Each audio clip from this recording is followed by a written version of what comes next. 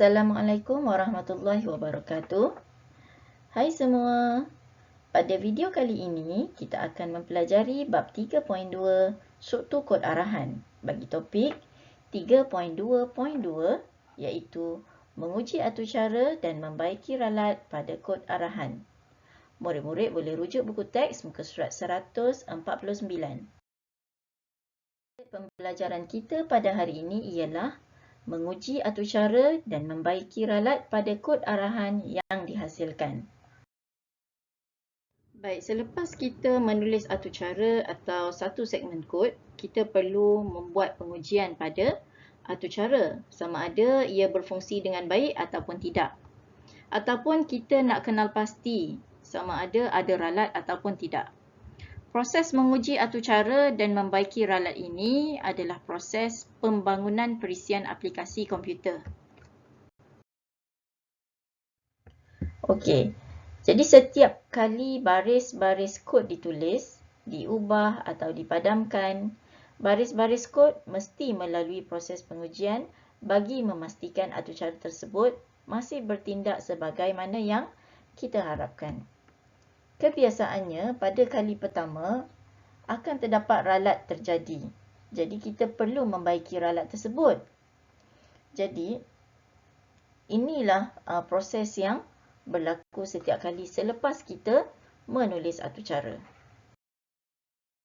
Baik, jadi pengujian atur cara adalah langkah yang tidak dapat dielakkan semasa pembangunan perisian aplikasi komputer.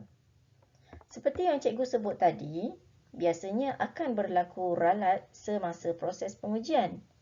Oleh itu, kita perlu kenal pasti jenis-jenis ralat yang berlaku semasa proses pengujian ini.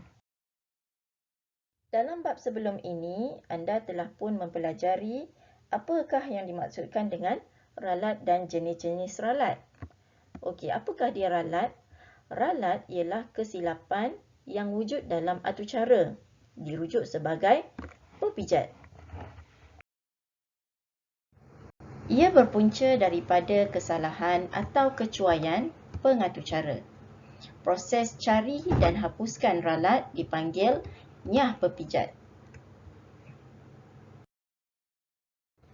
Okey, seperti yang kamu ketahui, terdapat 3 jenis ralat. Yang pertama adalah ralat sintaks atau syntax error. Contohnya tertinggal semikolon, double quotes, bracket dan apa-apa kesilapan semasa menulis bahasa pengaturcaraan. Okey, ralat yang kedua adalah ralat masa larian ataupun runtime error. Contohnya seperti atur cara terhenti secara tiba-tiba waktu kita sedang menguji atur cara. Okey, dan yang ketiga adalah ralat logik ataupun logic error. Contohnya seperti output yang tidak diingini terjadi. Okey, sebab utamanya adalah kerana kecuaian manusia. Apakah langkah-langkah untuk kita mengesan ralat? Baik, langkah yang pertama untuk kita mengenal pasti ralat ialah kita perlu kenal pasti hasil yang dikehendaki dalam situasi. Apakah kehendak soalan? Okey, jadi kat sini kita perlu faham apakah kehendak kepada soalan yang dinyatakan. Baik, yang kedua, kita perlu kenal pasti masalah yang dihadapi dalam atur cara dan bahagian manakah yang tidak memberikan hasil yang dikehendaki. Okey, dalam proses mengesan ralat, kita kena kenal pasti masalah yang dihadapi setelah kita menulis atur cara. Jadi, dalam proses ni kita perlu teknik meleraikan. Okey. Bagaimana cara leraian tersebut? Di mana kita membaiki atur cara mengikut bahagian dan menyelesaikan satu demi satu. Atau maksudnya di sini kita baiki atur cara secara baris demi baris. Okey, kita periksa baris demi baris. Baik, jangan memadam ke semua atur cara dan menulis semula. Ini akan menyukarkan kita untuk kenal pasti di manakah ralat itu berlaku. Baik, langkah kedua dalam proses kita mengesan ralat adalah salin atur cara anda ataupun kopi atur cara yang telah kita bina terlebih dahulu. Ini adalah kerana apabila atucara yang anda telah ubah dan baiki itu tidak berjalan, anda boleh kembali kepada atucara asal. Baik, langkah yang ketiga ialah kaedah cuba-cuba. Okey, kaedah cuba-cuba ni ialah kita cari kod arahan khusus yang menyebabkan ralat berlaku. Kemudian kita lakukan penambahbaikan atau kita baiki ralat yang mudah dahulu. Jangan rumitkan kod arahan anda. Kemudian semak adakah masalah ataupun ralat itu disebabkan oleh ralat masa larian, ralat sinteks ataupun ralat logik. Jadi murid kena kenal pasti jenis ralat yang berlaku pada atucara yang telah dibina. Okey, langkah 4 atau langkah yang terakhir dalam proses kita mengesan ralat ialah kita selesaikan masalah. Okey, selepas kita kenal pasti ralat tersebut, kita selesaikan masalah tersebut dengan cara apa? Membuat penilaian. Okey, baiki ralat atucara dengan menulis atucara yang lebih baik. Kemudian, cuba satu cara, satu demi satu. Jangan ubah banyak atucara pada satu masa sekaligus. Kerana apa? Jika penambahbaikan tersebut tidak seperti yang dihasratkan, anda akan sukar mengesan ralat yang berlaku. Seterusnya kita lihat contoh 3.28. Okey, di mana kita perlu mengesan dan membaiki ralat pada kod arahan. Okey, situasinya begini. Anda telah dilantik menjadi ketua program jualan amal di sekolah. 5 orang rakan anda turut membantu untuk menjayakan jualan amal tersebut. Okey, pasukan anda hanya bertanggungjawab menjual 3 jenis barangan, iaitu buah-buahan, biskut dan juga minuman. Okey, bagi memberi semangat kepada semua ahli sukan untuk mendapatkan jumlah jualan yang tinggi, guru telah membenarkan pemberian komisen. Jadi kadar komisen 5% akan diberikan ke atas jumlah jualan yang melebihi RM500 dan kadar komisen 8% akan diberikan ke atas jumlah jualan yang melebihi RM800. Anda perlu membangunkan satu atucara yang membenarkan anda memasukkan jualan bagi 3 jenis barang tersebut. Kemudian atucara perlu mendapatkan jumlah jualan yang diperoleh dan paparkan kadar komisen yang didapati oleh pasukan anda. Jadi, kadar komisen yang pertama ialah kadar komisen untuk pasukan. Akhir sekali, atucara akan mengira dan memaparkan jumlah komisen dan komisen individu untuk setiap ahli pasukan. Jadi, komisen yang kedua ialah komisen kepada individu berdasarkan jumlah jualan yang mereka dapat. Okay, jadi, awak kena faham situasi ini ya. Berdasarkan situasi tadi, langkah pertama kita perlu menyatakan masalah. Okey, yang pertama, kita perlu kenal pasti input yang diperlukan. Iaitu inputnya adalah jualan untuk buah, minuman dan biskut. Yang kedua, kenal pasti proses yang terlibat. Okey, prosesnya adalah kenal pasti kadar komisen yang diperoleh. Dan yang ketiga ialah kenal pasti output yang diperlukan, iaitu outputnya jumlah jualan, kadar komisen yang dibenarkan dan komisen untuk setiap ahli. Seterusnya kita akan menulis algoritma. Perkara pertama sekali yang kita perlu tahu adalah apakah pemboleh ubah yang perlu kita gunakan. Jadi bila kita dah kenal pasti pemboleh ubah yang kita nak gunakan, barulah kita mulakan dengan langkah pertama, iaitu mengisytiharkan pemboleh ubah. So, pemboleh ubah yang kita nak gunakan ialah buah, minuman, biskut, jumlah jualan, komisen, jumlah komisen dan individu komisen. Okey, langkah kedua ialah pengguna perlu memasukkan jualan. Jadi ini data input dari pengguna. Okey. Datanya yang kita perlukan ialah buah, minuman dan biskut. Jumlah jualan buah, minuman dan biskut. Baik, langkah ketiga ialah kira jumlah jualan. Seterusnya, kita akan semak komisen yang dibenarkan. Okey, berdasarkan jumlah jualan yang diperoleh tadi. Okey, syaratnya yang pertama ialah jika jumlah jualan kurang atau sama dengan RM500, paparkan mesej komisen ialah 0%. Okey, seterusnya jika jumlah jualan melebihi RM500 tetapi kurang atau sama dengan RM800, paparkan mesej komisen ialah 5%. Seterusnya jika jumlah jualan melebihi RM800, paparkan mesej komisen ialah 8%. Okey, langkah kelima ialah kira jumlah komisen dan paparkan. Seterusnya kira komisen individu dan paparkan. Okey, berdasarkan pada algoritma tadi, kita akan melukis carta alih. So di sini carta alihnya telah pun siap ya. So kita mulakan dengan simbol mula. Okey, seterusnya rujuk kepada algoritma. Langkah pertama ialah isytiharkan pemboleh ubah. Okey, jadi bila isytiharkan pemboleh ubah, so simbol pada carta alihnya adalah 4 segi begini. Okey, isyarat simbol proses. Okey, so isytiharkan pemboleh ubah buah, minuman, biskut, jumlah jualan, komisen, jumlah komisen dan individu komisen. Okey, komisen individu. Okey, seterusnya langkah yang kedua ialah pengguna memasukkan jualan. So, memasukkan ni adalah input. Jadi, simbol carta alihnya adalah simbol input output. Okey. Jadi, pengguna memasukkan jualan untuk buah, minuman dan biskut pada bahagian ini. Okey, yang ketiga ialah kita akan mengira jumlah jualan.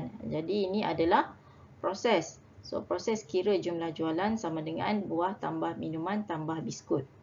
Seterusnya akan dipaparkan jumlah jualan tadi. Okey.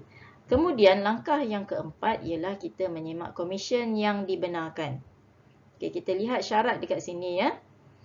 Jika jumlah jualan kurang ataupun sama dengan 500, paparkan mesej komisen ialah 0%.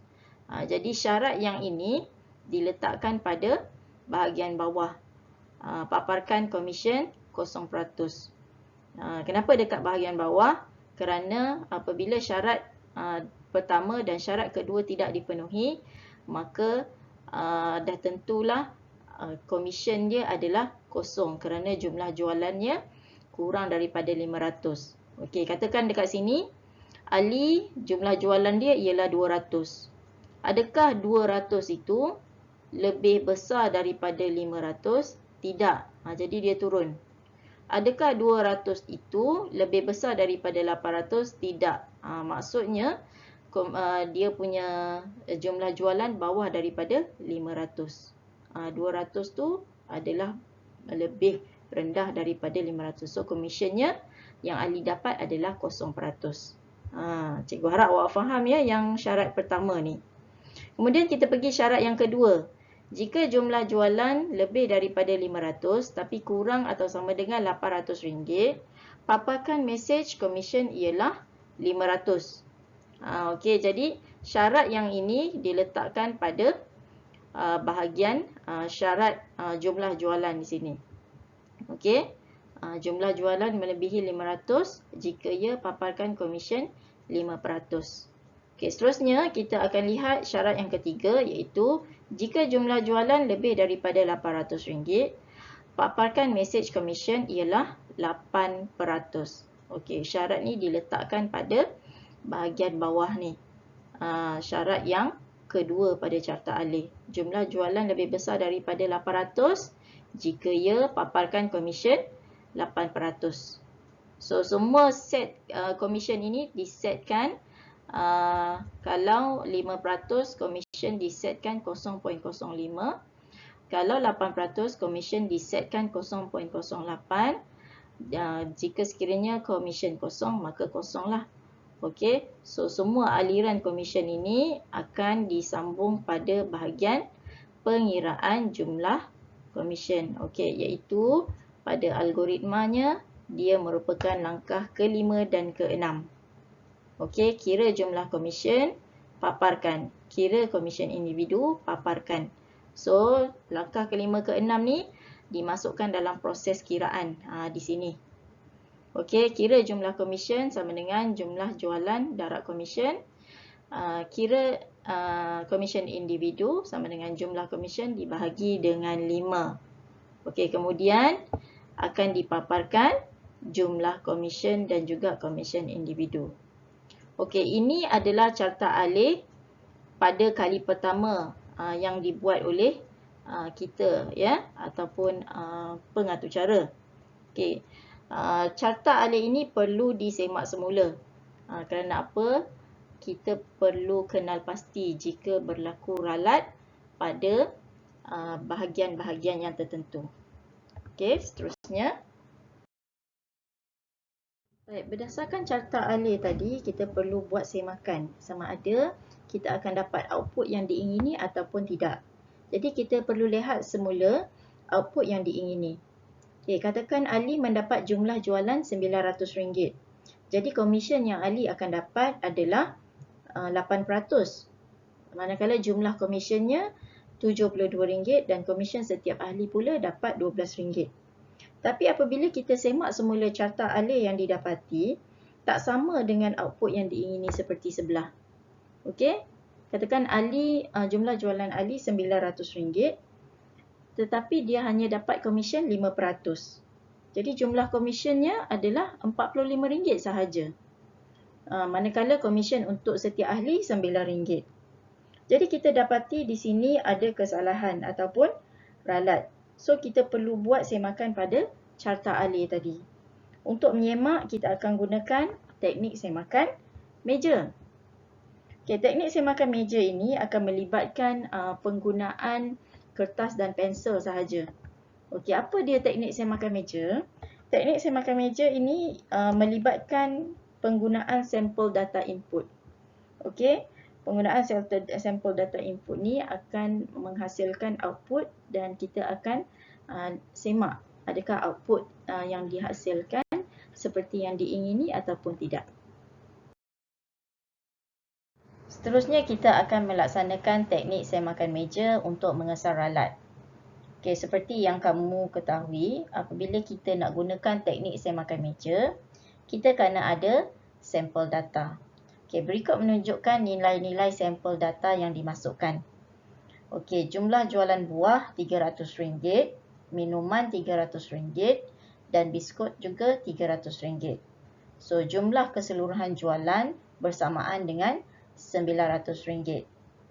Apabila jumlah jualan sama dengan RM900, nilai ini digunakan untuk semakan syarat jumlah jualan melebihi RM500. Kalau kamu ingat carta alih tadi, syaratnya ialah adakah jumlah jualan melebihi RM500. Itu syarat yang pertama. So kita lihat ya, adakah 900 melebihi RM500? Benar. Ya, benar. 900 lebih besar daripada RM500. Maka komisen yang dia dapat adalah 5% ataupun 0.05.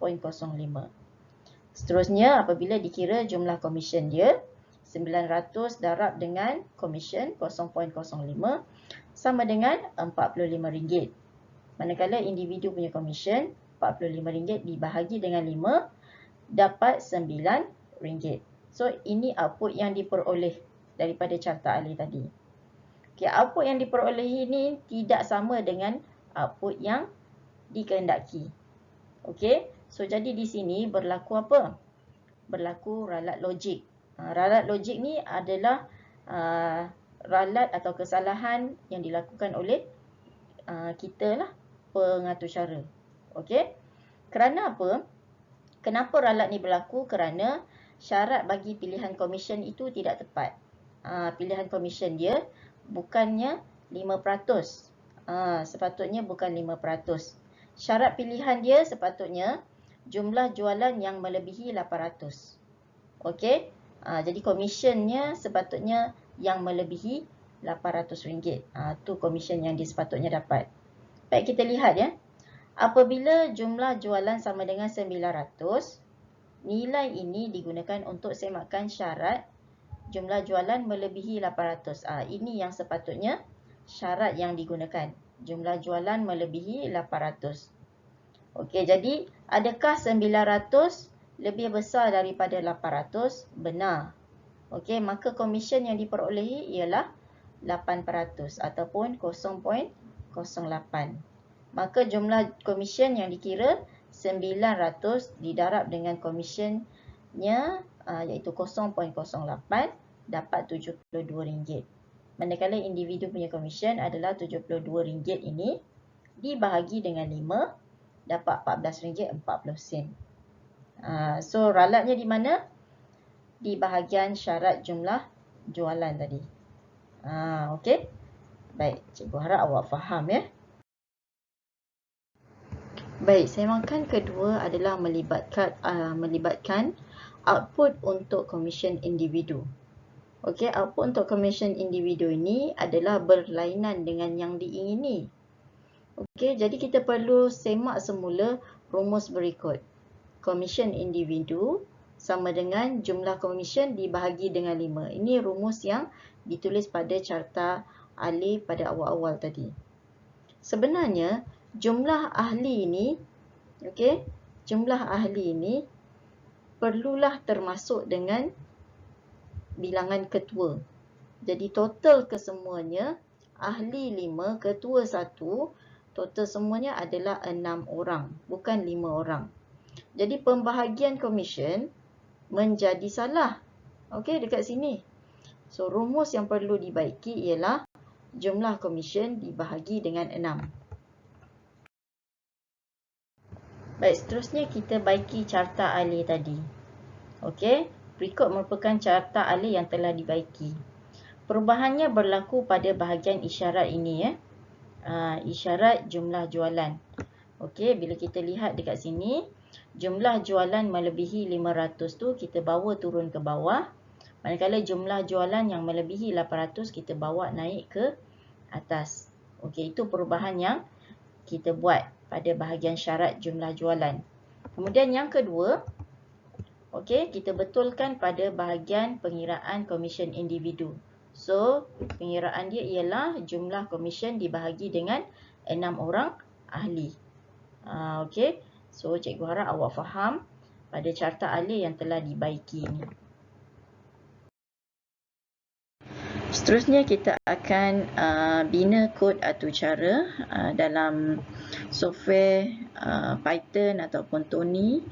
Okey, murid-murid boleh rujuk kod arahan ini pada buku teks muka surat 155.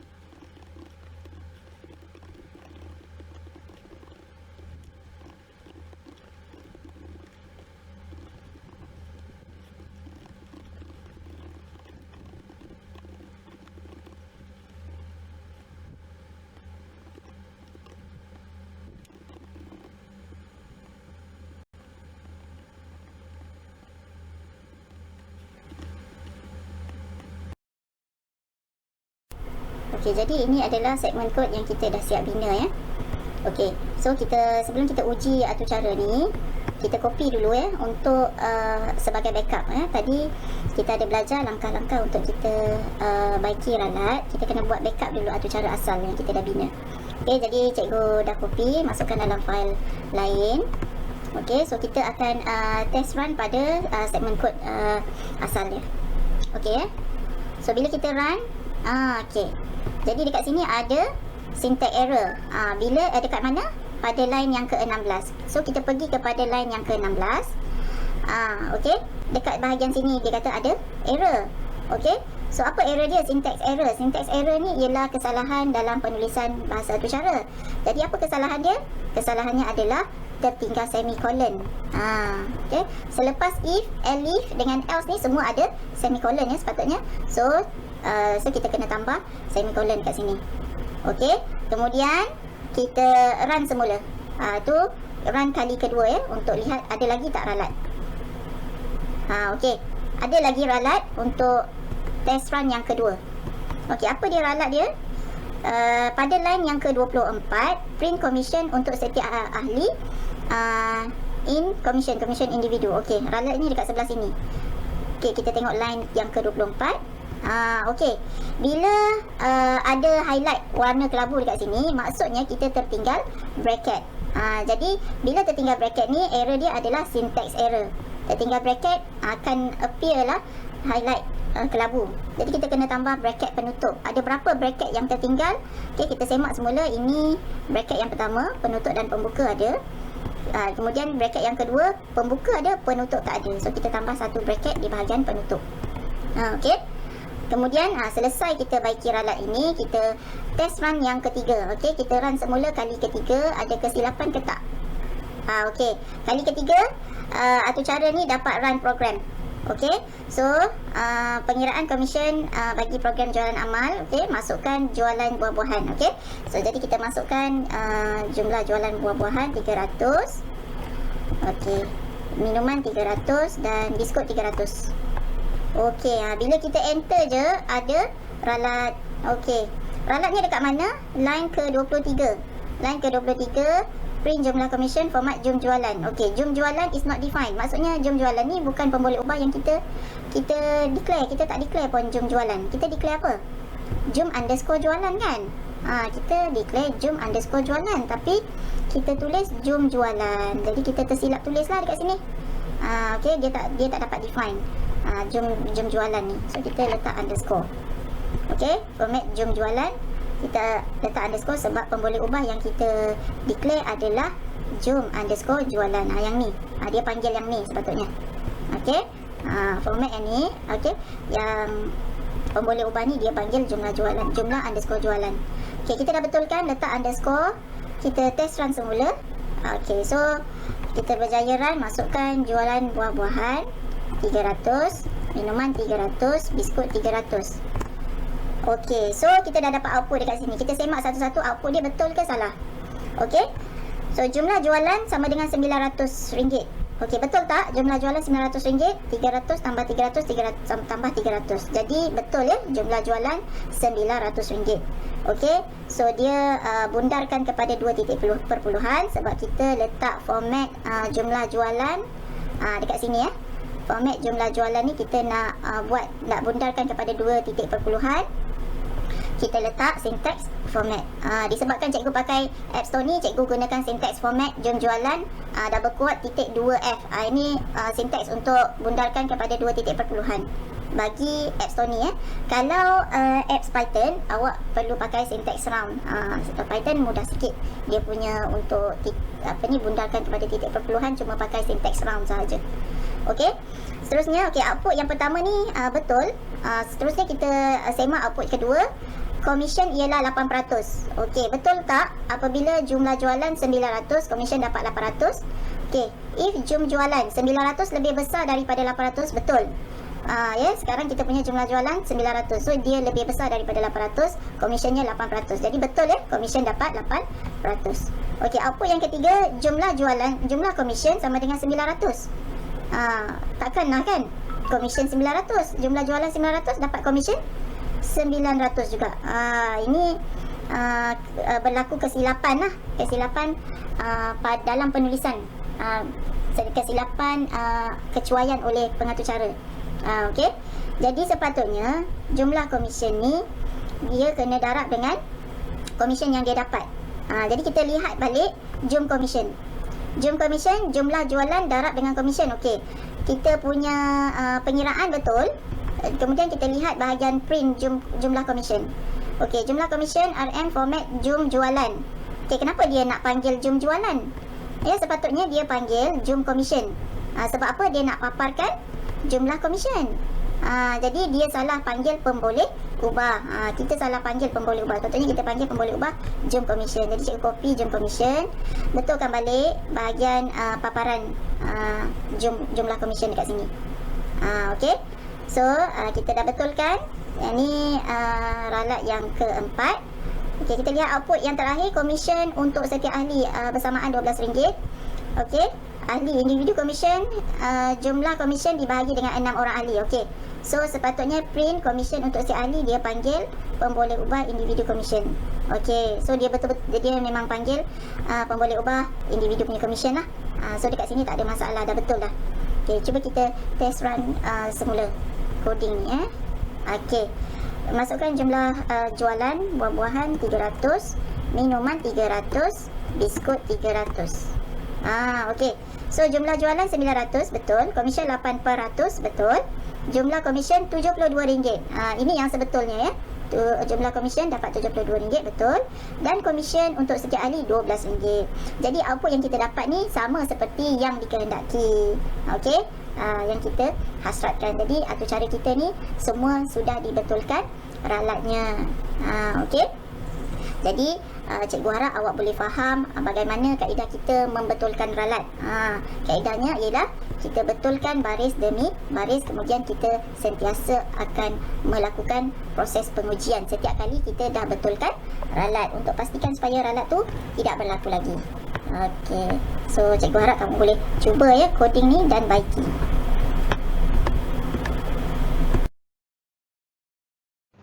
Okey, semasa melaksanakan ujian pengesanan ralat tadi, kita dapati ada beberapa ralat telah berlaku. Okey, ralat yang pertama ialah berlaku ralat sinteks. Ya, pada sinteks else ni telah tertinggal satu semikolon selepas else. Okey, selepas arahan else. Jadi pembetulannya ialah kita tambahkan titik bertindih ataupun semikolon pada akhir sinteks else ni. Okey, yang kedua ialah ralat larian masa, di mana di sini could not convert string to float. Okey, ni ralat dia. Okey, pada line yang ketiga.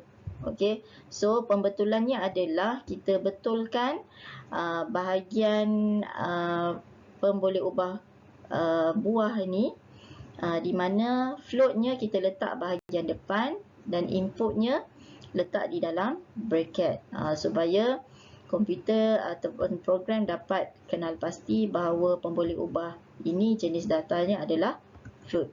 Okey, ralat yang seterusnya ialah ralat sinteks, di mana ralat sinteks ni berlaku pada line yang terakhir, iaitu selepas arahan round individu commission. Di sini tertinggal satu bracket. Jadi ralat sinteks lah sebab kesalahan pada bahasa atur cara. Okey, salah type atur cara. Jadi apa yang kita perlu betulkan ialah kita tambah bracket penutup ya pada sinteks akhir sinteks round ini. Okey. Baik, ralat yang terakhir ialah ralat pada pemboleh ubah jum jualan ni.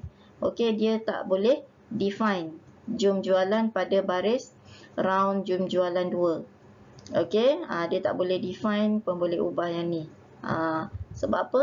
Sebab kita tak declare pun jum jualan, kita hanya declare jum underscore jualan. Jadi ralat ni adalah ralat masa larian. Jadi apa yang kita perlu betulkan?